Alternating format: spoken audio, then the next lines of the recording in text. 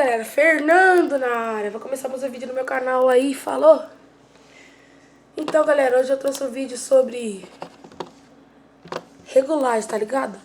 Vou dar uns exemplos aí, aquelas regulagens mesmo. Você pede bagulho, mano, regula, tá ligado? Porque aqui é humildade, mano. Ô, dá um pouco aí. Aqui, dá um pouco. Olha o tantinho que tem aqui, mano.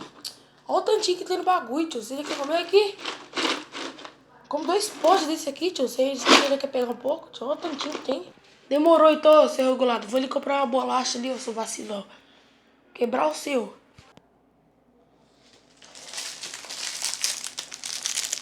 Minha bolacha. E, Fê, beleza? Deixa eu pegar um pouco aqui. Oi, isso aí é bolacha da Nestlé, mano? É, por quê? Me dá um pedaço, Fê, por favor. Claro que eu dou, pega aí, ó. Oi, sério? Não. Ó. Chug Life do Pente. Chug Life do Pente. É isso aí, galera. É assim mesmo aqui, ó. Não sei se aí por onde vocês moram aí, tio. Não sei se é assim, mas essa molecada aqui é foda mesmo. Você é louco, tio. Quando ela tá com os bagulhos não tá com nada, você pede. Não, é pouquinho. 3 quilos de bolacha, o moleque regula o bagulho. Enquanto você tá lá, uma bala, daí você fala não. O moleque quer que parte uma bala. A bala não tem nem 5 centímetros. 5 centímetros? Daí o cara quer que você parte a bala, tio. Você fala, não, ó, só tem essa aqui, é a última, tio. Tá ligado? Você tem um monte no bolso. Daí você fala, não.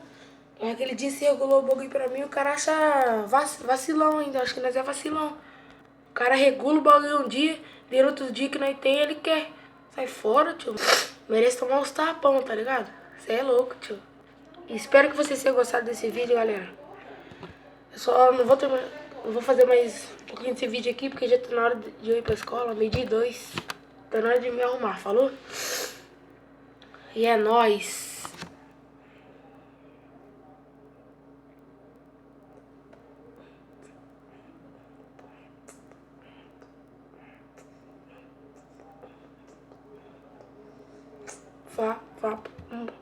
Falou!